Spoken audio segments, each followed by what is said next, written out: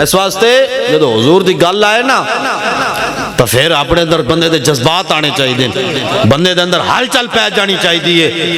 ایک دفعہ حضرت اور میں تو مطلب سمجھو بھی مولوی اپنے کو گلاں بڑھائی جانا کہ حضور دی گل ہوئے تو بندہ ہل چل پا دے، ہمیں رولے پائی رہے، رولیاں دی گل کوئی نہیں۔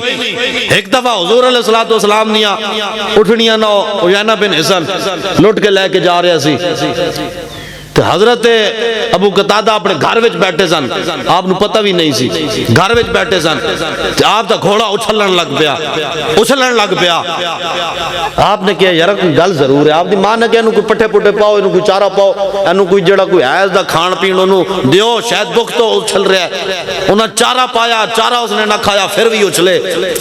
تو حضرت ابو قتادہ سمجھ گیا کہ گل وچ ہو رہا ہے، ہاں گل وچ ہو رہا ہے، ہاں گل وچ ہو رہا ہے۔ حضرت ابو قتادہ نے گھوڑے تو بیٹھے، آپ نے اس لگامہ ڈھیلیاں چھڑ دیتیاں، جب گھوڑا دوڑیا نا تو سدھا اس پاسے دوڑیا جدھر ہو جائے نا بن حسن جا رہے سی۔ آجی تے حضور تنے تنہا اس دے پیچھے جا رہے سن، حضور اپنی اٹھنی ہوتے تنے تنہا اس دے پیچھے جا رہے سن۔ تو جب حضرت ابو قتادہ نے ویکھیا نا کہ حضور تنے تنہا جا رہے ہیں، آپ نے گھوڑے دی لگامہ ڈھیلیاں چھڑ دیتیاں۔ جب آپ کا گھوڑا اتنا بے لگام ہو گیا نا، اتنا بے لگام ہو گیا کہ حضور علیہ السلام دی سواری تو بھی اگے ودھن لگا، اگے نکلن لگا۔ کہ آپ نے گھوڑے دی لگامہ نو چھکا کہ حضور تو اگے نہیں جانا، اے بے ادبی ہے۔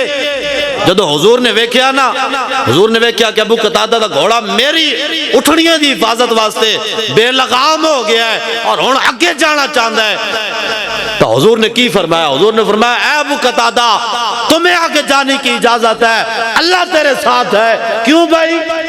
کیونکہ رسول اللہ کی اٹھنیوں کی حفاظت کے لیے جا رہا ہے۔ دسو بھائی حضور کی اٹھنیاں دی حفاظت واسطے گھوڑا بے لگام ہوئے تو اس نو دعا مل جائے، تو رسول اللہ دی عزت واسطے اگر ساڑھے اندر جذبات آ جان تو سانو دعا نہیں ملنی، سانو دعا نہیں ملنی۔ وہ کہنے جی آپ جو ہے حضور کی عزت کی بات کرتے ہیں، تسی ٹھیکہ لے آ۔